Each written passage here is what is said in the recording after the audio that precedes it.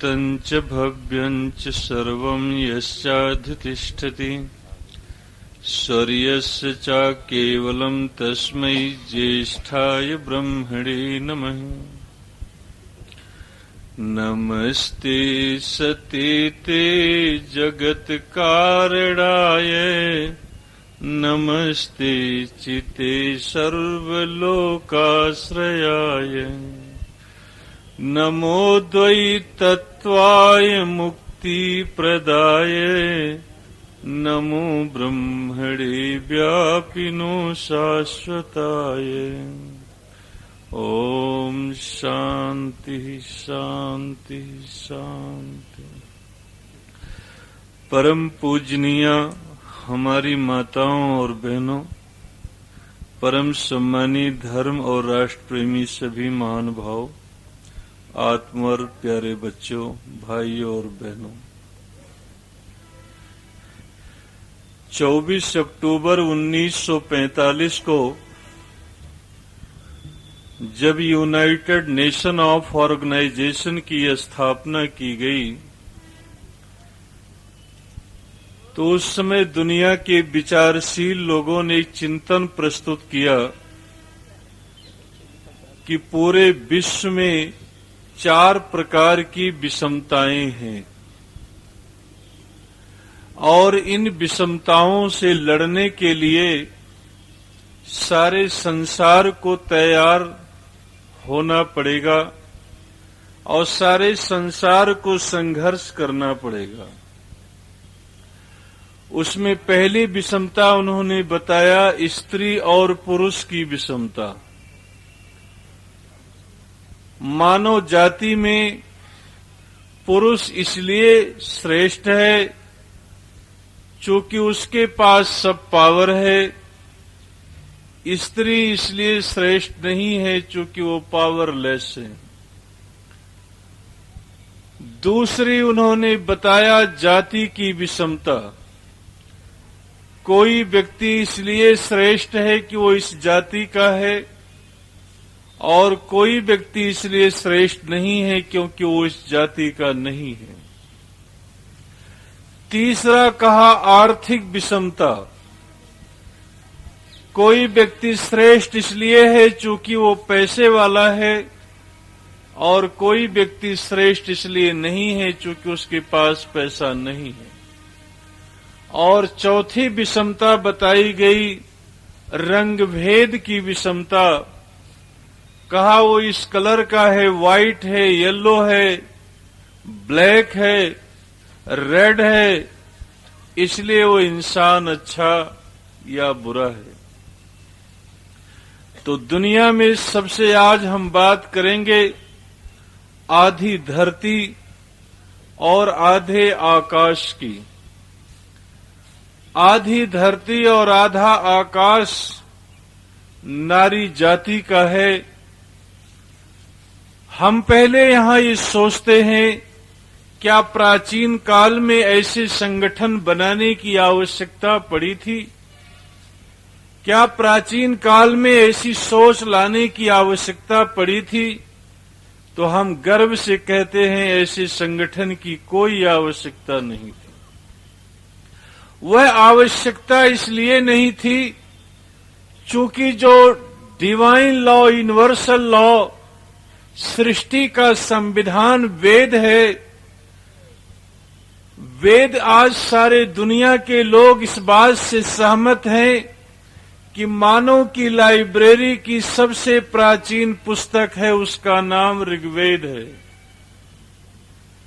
आज सारा विश्व इस बात से सहमत है और उसे वो लोग स्वीकार करते हैं कि विश्व में मानव की लाइब्रेरी में सबसे प्राचीन पुस्तक जिसका नाम ऋग्वेद है। और उस ऋग्वेद में हमें शिक्षा दिया गया स्त्री ही ब्रह्मा बभूवित। स्त्री का स्थान इतना श्रेष्ठ है कि वो गृहस्थ रूपी धर्म की यज्ञ की ब्रह्मा है। स्त्री पुरुष से ज्यादा पवित्र सौम्य है। ये अथर्ववेद में शिक्षा दिया गया। शुद्धा पूता योषितो यज्ञाः इमाः। स्त्रियां शुद्ध हैं, पवित्र हैं और यज्ञ स्वरूप हैं। मानव समाज के लिए, मानव धर्म के निर्माता महर्षि मनु ने पिता से माता को 1000 गुना श्रेष्ठ बताया। उन्होंने हमें शिक्षा दिया, उपाध्यायात दशाचार्यम आचार्याणाम शतम पिता सहस्रम तु पितुः माता गौरवेण अति उच्यते। सामान्य शिक्षक से प्रिंसिपल का स्थान 10 गुना अधिक होता है। प्रिंसिपल से पिता का स्थान 100 गुना अधिक होता है और पिता से माता का स्थान 1000 गुना अधिक होता है। इसीलिए महर्षि याज्ञवल्क्य जी ने शतपथ ब्राह्मण में बताया, माता निर्मात्री भवती। माता जो होती है वो जीवन की निर्माण करने वाली होती है। लड़का पैदा हो, लड़की पैदा हो, यह जिम्मेदारी पुरुष की होती है। इसीलिए कुल और गोत्र का चलन पुरुष के नाम से होता है। मनुष्य में गोत्र और कुल का चलन पुरुष के नाम से इसलिए होता है क्योंकि लड़का पैदा हो, लड़की पैदा हो, ये जिम्मेदारी पुरुष की होती है। आत्मा पहले पुरुष के अंदर आता है। ये बात जब मेडिकल साइंस का विकास नहीं हुआ था, उससे पहले हमें ऋग्वेद और अथर्ववेद में एक मंत्र आता है, आयो धर्माणि प्रथमे ससात ततो बपुंस कृषो पुरोणी धासुर योनिम प्रथम आविवेश यो वाचम अनुदिताम चिकेत। अर्थात ये आत्मा सबसे पहले पुरुष के अंदर आता है। आज आप लोग वेटरनरी डॉक्टर के पास जाइए, पशुओं को सुधारने की जो प्रोग्राम किया जाता है, तो लोग मेल को सुधारते हैं। कहते हैं अच्छा बुल होगा, अच्छा वाइसन होगा तो इसकी संतान अच्छी होगी। अर्थात पुरुष अगर संयमित है, चरित्रवान है, तभी उसका संतान अच्छा बन सकता है। संतान खराब बनती है, उसके लिए स्त्री दोषी नहीं हो सकती है। यह व्यवस्था आज देखिए, आप जाइए पशुओं, लेकिन आज पशुओं को सुधारने के लिए सरकार चिंतित है। गाय की नस्ल को सुधारने के लिए, भैंस की नस्ल को सुधारने के लिए, बकरी की नस्ल को सुधारने के लिए दुनिया में प्रोग्राम चलाए जाते हैं। मुर्गी और सुअर के चौधरी साहब बता रहे हैं, उसके भी इनके हरियाणा में कोई सुधार का फैक्ट्री होगा। लेकिन मनुष्य के नस्ल को सुधारने का आर्य समाज के सिवा धरती पर कोई संगठन नहीं है जो मनुष्य के नस्ल को सुधारने का कोई प्रोग्राम किसी के पास हो। वो प्रोग्राम इसलिए है क्योंकि गर्भाधान से लेकर मृत्यु पर्यंत तक 16 संस्कार न तो कुरान में है, न बाइबल में, न जंदावस्था, न 32 आगम, न ग्रंथ साहब में है। गर्भाधान से लेकर मृत्यु पर्यंत तक अगर मनुष्य को मनुष्य बनाने का कहीं शिक्षा और व्यवस्था है तो वह आर्य समाज के अंदर है। ऋषि दयानंद की दया पर वो चीज हम लोगों को मिला था। अगर आप लोग अपने जीवन का निर्माण करना चाहते हैं, पशु और पक्षियों के शिक्षा लेकर आप अपने जीवन का सुधार करना चाहते हैं, तो महर्षि दयानंद के ग्रंथ से लेकर और ब्रह्मा पर्यंत मनीषियों के ग्रंथ पर अध्ययन करने की कोशिश करो। मेरी बात मत सुनो, मेरी बात मत समझो, क्योंकि आपके लिए तो जो यूरोप से आएगा वो बताएगा, वो आपके कान में जल्दी जाएगा। लेकिन मैं आपकी जानकारी के लिए बता रहा हूं, यूनाइटेड नेशन ऑफ ऑर्गेनाइजेशन के जनरल सेक्रेटरी मिस्टर जटस्कू कहा करते थे, ऐ अरब और यूरोप के लोगों, अगर आप इस पृथ्वी पर शांति चाहते हो, ऐ सारे दुनिया के लोग, अगर भूमंडल पर आप शांति प्रस्थापित करना चाहते हो तो हिमालय की कंदराओं और गुफाओं की तरफ अपना ध्यान आकर्षित करो। वहां के मनीषियों का विचार सारे संसार में फैलाओ, तभी पृथ्वी पर शांति आ सकती है, अन्यथा पृथ्वी पर शांति नहीं आ सकती। आज गीता के ऊपर साइबेरिया में बैन लगाने की रूस में कोशिश की जा रही थी, लेकिन जब उन लोगों ने गीता को पढ़ा, समझा, उनकी आंखें खुल गईं। उन्होंने समझ लिया, चूंकि वह एक मनुष्य के निर्माण के लिए ग्रंथ है, लेकिन जब दुनिया में हिजबुल्लाह का संगठन नहीं था, इस पृथ्वी पर हमास का संगठन नहीं था, इस पृथ्वी पर अलकायदा का संगठन नहीं था, तो 1836 ईस्वी के अंदर लंदन के कॉमन हाउस के अंदर ब्रिटेन के प्राइम मिनिस्टर ग्लेस्टन ने अपने हाथ के नीचे एक पुस्तक दबा कर आए और कॉमन हाउस में भरी सभा के सामने उन्होंने कहा, that this can be no peace on earth unless Quran is banned. संसार में उस समय तक शांति नहीं आ सकती जब तक कुरान पर पाबंदी नहीं लगाई जाती। लेकिन ये वेद और ये उपनिषद, ये गीता, ये रामायण के विषय में यूनाइटेड नेशन ऑफ ऑर्गेनाइजेशन के जनरल सेक्रेटरी कहते हैं, अगर आप दुनिया में शांति चाहते हो तो उस विचार को फैलाने की कोशिश करो, ताकि दुनिया में शांति और सौम्यता, रिलीजियस फ्रेटर्निटी आ सके, हर आदमी को बराबर का जीने का हक मिले और जीने की आजादी मिले। हमारे यहां स्त्रियों में देवताओं का स्थान माना जाता था। हमने जो सम्मान इस देश में नारी को दिया, भूमंडल में किसी समाज, किसी संप्रदाय और किसी राष्ट्र ने इतना सम्मान नहीं दिया। हमारे देश में जब वेदों का शिक्षा का लोप हो गया, हमारे पंडितों ने कहा वेद शंकासुर नाम का राक्षस ले गया। मनुस्मृति में 2671 श्लोक थे, 1214 श्लोकों का मिलावट कर दिया गया। शास्त्रों में अलग अलग प्रकार के ग्रंथों में मिलावट कर दिए गए। तो स्त्री और शूद्र के लिए एक नारा लगाया गया, स्त्री शूद्रो न धीयताम। स्त्री शूद्र को वेद पढ़ने का हक नहीं है, श्रुति सुनने का हक नहीं है। और हमारे धर्म के ठेकेदार शंकराचार्य ने तो यहां तक कह दिया कि स्त्री वेद का मंत्र नहीं पढ़ सकती, नहीं सुन सकती। और उनके नाम पर प्रश्नावली नाम की छोटी सी पुस्तक लिखी गई और उसमें प्रश्न किया गया, किम विश्वास पात्रम नेस्ति, विश्वास करने योग्य कौन सी ऐसी पदार्थ नहीं है? तो उत्तर दिया गया, नारी विश्वास करने योग्य नहीं है।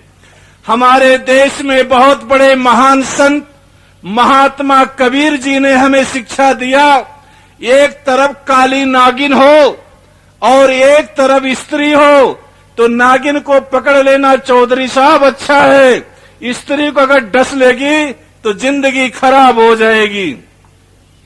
इस देश में महान सुधारक रामचरितमानस के निर्माता गोस्वामी तुलसीदास जी आए और उन्होंने हमें शिक्षा दिया, अधम से अधम, अधम अति नारी, नीच से नीच कोई है तो उसका नाम है नारी।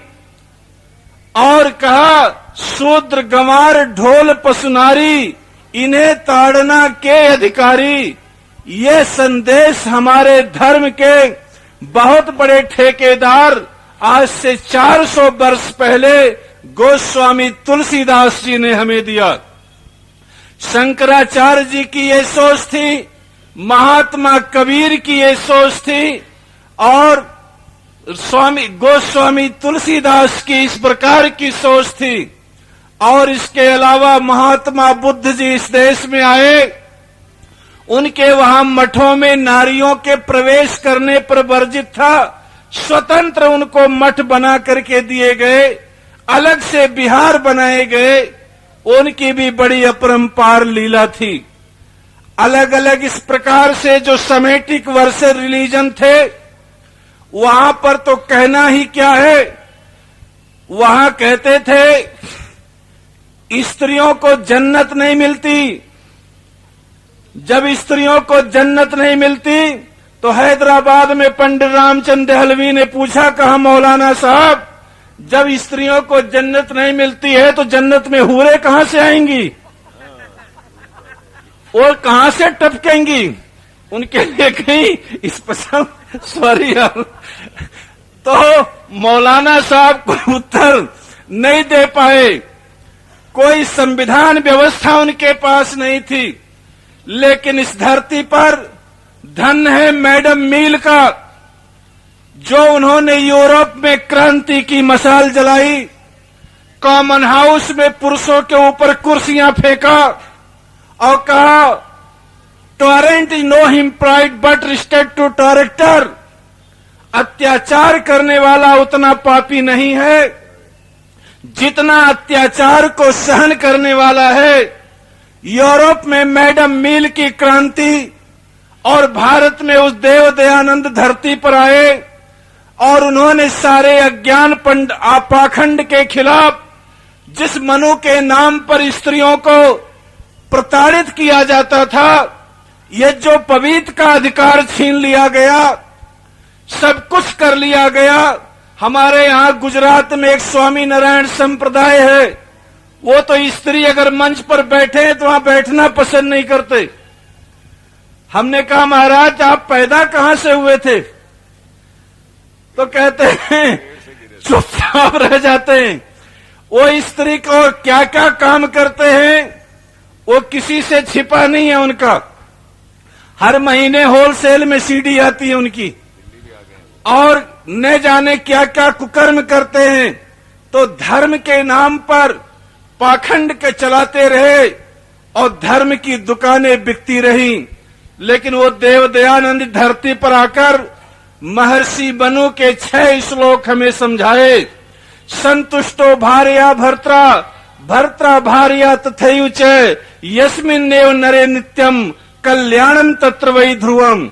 अगर आप संसार में, परिवार में शांति चाहते हैं तो जिस घर में पत्नी अपने पति से संतुष्ट है और पति अपने पत्नी से संतुष्ट है, वही कल्याण की वृष्टि हो सकती है।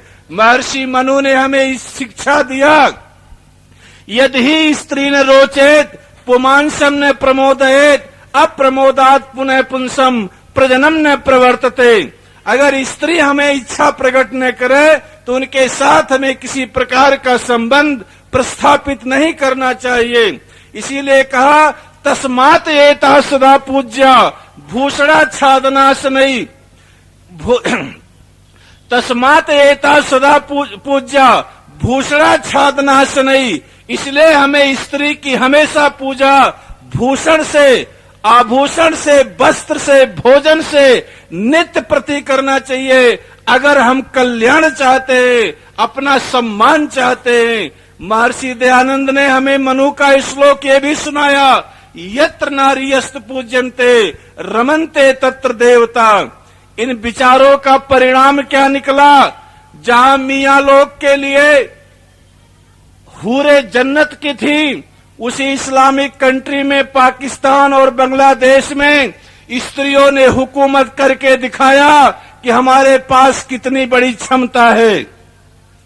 जिस महात्मा बुद्ध के संदेश ने नारी को अलग किया था, उसी बौद्धिस्ट कंट्री श्रीलंका में स्त्री ही राष्ट्रपति और प्रधानमंत्री बनकर दुनिया को अपनी ताकत का परिचय दिया। जिस बाइबल के मानने वाले लोग स्त्री के अंदर सोल आत्मा नहीं मानते थे, वही की मार्गरेट थैचर ब्रिटेन की प्रधानमंत्री बनकर उन्होंने 1986 की साल में पूरे दुनिया को दिखलाने की कोशिश किया। और जिस देश में स्त्री को नरक का द्वार बताया जाता था, नीच से नीच बताया जाता था, वही इंदिरा गांधी से लेकर आज तक महिलाओं ने हुकूमत करके खाली 5 महिलाओं से चौधरी साहब को बकरी बना दिया। 5 महिलाओं ने, खाली मायावती, सोनिया, 4-5 लोग हैं, इनको बकरी बना दिया है। किसी की हिम्मत नहीं इनके आगे। एक कुर्सी पड़ी रहती है, सारे पुरुष खड़े रहते हैं। वो ताकत का, क्षमता का परिचय दिया। ऐसी बगावत ना आने पाए, इसलिए देवताओं की हुकूमत जब हमारे देश में थी, हमने उनको सबसे बड़ा सम्मान दिया। हिंदू धर्म में कितने देवता होते हैं आप लोग को मालूम है? 33 करोड़। कितने होते हैं? 33 करोड़। 33 करोड़ होते हैं। हिंदू धर्म में कहते हैं 33 करोड़ देवता होते हैं, लेकिन किसी शंकराचार्य ने गिन करके नाम 33 करोड़ आज तक बताया नहीं है। 1000, लाख, 50,000 का भी नाम नहीं किसी ने बताया, लेकिन 33 करोड़ देवता। चलो थोड़ी देर के लिए आपकी मान भी ले, तो सारे देवताओं ने समाज की व्यवस्था चलाने के लिए अपने मंत्रिमंडल का आविष्कार किया कि ये देश की, समाज की व्यवस्था कैसे चलाई जाए।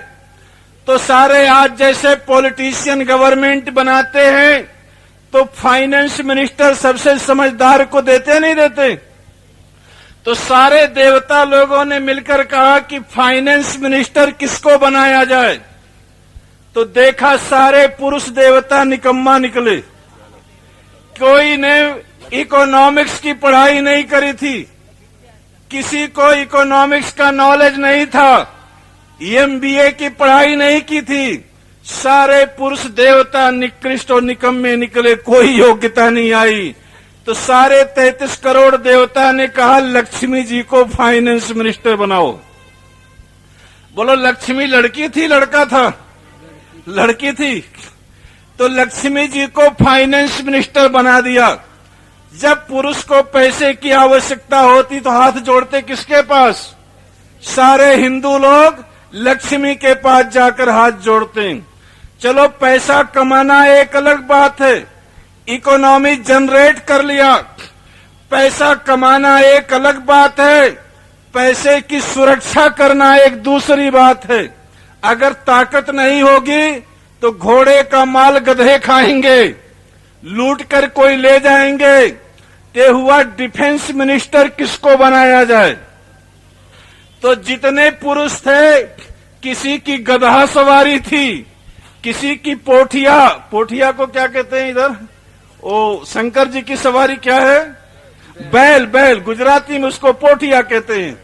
तो किसी की पोठिया थी, किसी का बैल था, किसी का गधेड़ा था, किसी का बकरा था, लेकिन लायन की सवारी कौन करता था?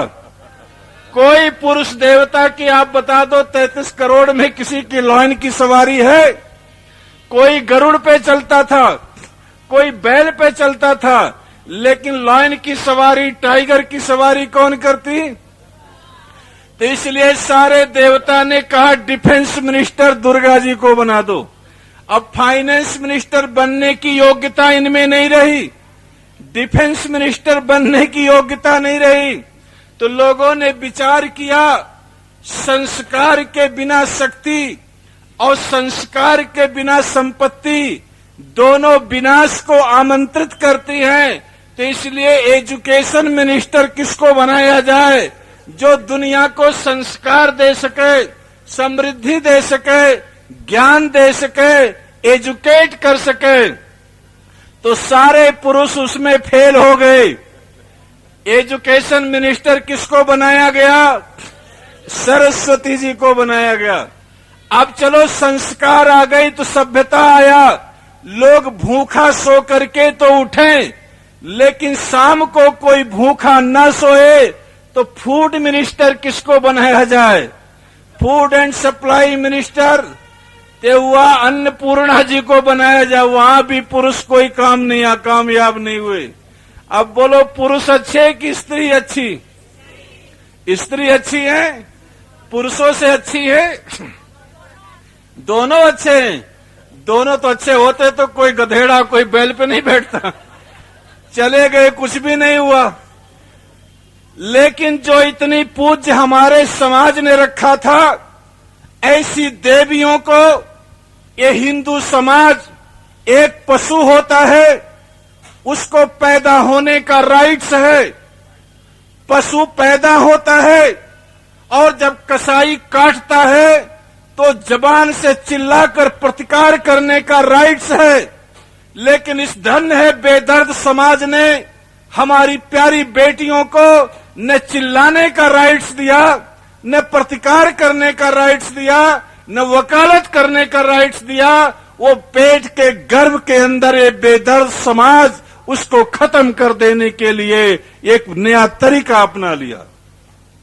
और ये कहा गया कि ये बेटियां ज्यादा हो जाती हैं तो दहेज देना पड़ता है। हम पैसा कहां से लाएं? लेकिन हमने इस पर स्टडी किया, दुनिया के लोगों ने इस पर सोचने के विवश हुए। भारत देश में जिन जिन राज्यों में पैसा है, पंजाब है, हरियाणा है, गुजरात है, राजस्थान है, दिल्ली है, चंडीगढ़ है, वहां वहां लड़कियों का रेशियो कम है। लेकिन जहां जहां गरीबी है, झारखंड है, बंगाल है, उड़ीसा है, बिहार है, छत्तीसगढ़ है, वहां बेटियों की संख्या बराबर है। जहां जहां जिन जिन राज्यों में गरीबी है, वहां वहां उनकी संख्या बराबर है।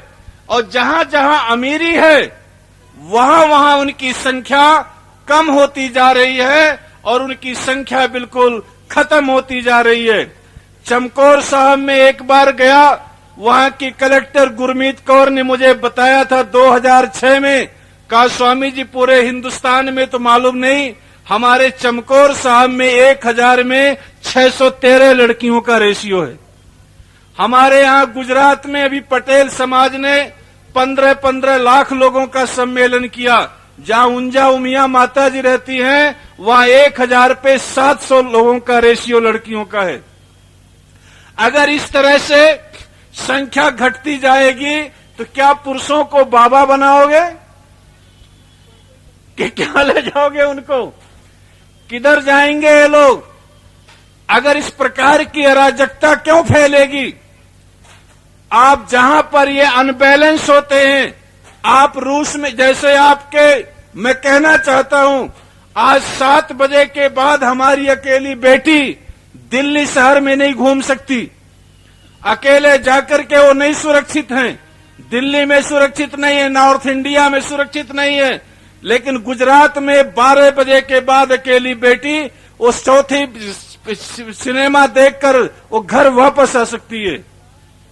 लॉ एंड ऑर्डर है, लेकिन यहां पर लड़कियां सुरक्षित नहीं हैं। जिस तरह से यहां लड़कियां सुरक्षित नहीं हैं, उसी प्रकार से रूस में लड़के सुरक्षित नहीं हैं। चूंकि वहां पर पुरुषों की संख्या फर्स्ट और सेकंड वर्ल्ड वॉर में ज्यादा खत्म हो गई थी, तो अनबैलेंस कहीं भी पॉपुलेशन के लिए होगा, वो दुनिया के लिए नुकसानदायक होगा। इसलिए ये सब चीजें हमारे मस्तिष्क की सोच है और उस मस्तिष्क की सोच को निकालकर एक सभ्य सोसाइटी का निर्माण करना चाहिए। हमारी समझ से अगर अच्छी स्त्री बनना है, अच्छा समाज आपको बनाना है, तो लड़की के अंदर मुख्यतम 4 गुण होने चाहिए। जैसा आज सारे दुनिया के लोग इस बात से सहमत हैं और सारे रिसर्च करने वाले स्कॉलर प्रोफेसर इस बात से कह रहे हैं कि अगर आपको अच्छा सोसाइटी और समाज बनाना है तो अच्छी लड़कियों को एजुकेशन दो। हमारे देश के प्रथम प्रधानमंत्री जवाहरलाल नेहरू कहा करते थे, एक पुरुष को एजुकेशन देना एक व्यक्ति का निर्माण करना है, लेकिन एक स्त्री को एजुकेशन देना पूरी फैमिली को एजुकेट करने के बराबर है।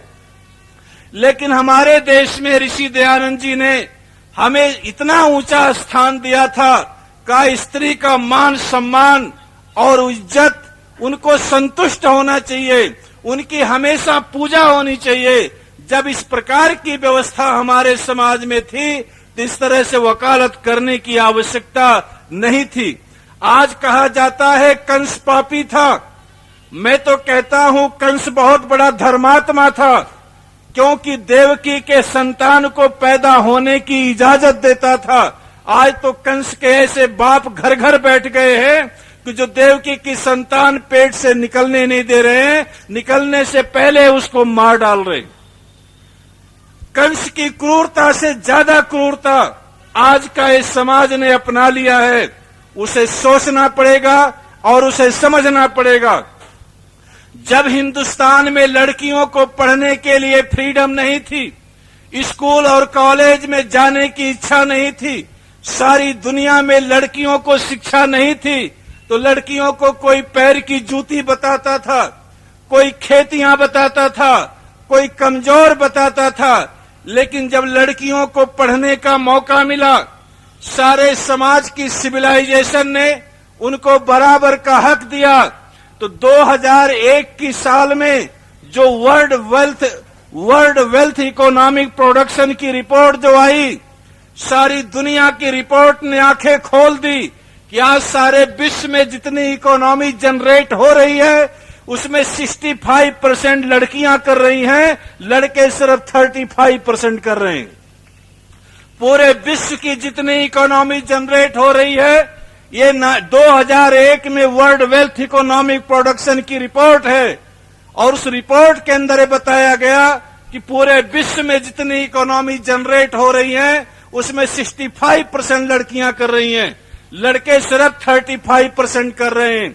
इसके साथ के साथ दुनिया की आंखें चौंकाने वाली ये भी मिली जब हमारी बहनों ने जाकर के एरोनॉटिकल की एजुकेशन लिया, टेक्नोलॉजी का एजुकेशन लिया, तो नासा जैसे इंस्टीट्यूट में, मैक्सिको के अंदर, कनाडा के अंदर, हैम्बर्ग यूनिवर्सिटी जर्मन में जाकर उन्होंने अपना प्रमुख स्थान कल्पना चावला और सुनीता विलियम बनकर के अपनी क्षमता का परिचय दिया। वो क्षमता जब इतना उन्होंने दिया, सारी दुनिया को सोचने के लिए विवश होना पड़ा। लेकिन आज सारे विश्व के लोग ये कह रहे हैं कि अगर अच्छी एजुकेशन और सोसाइटी हमें देनी है तो लड़कियों को लड़कों से 4 गुना ज्यादा समझदार होना चाहिए।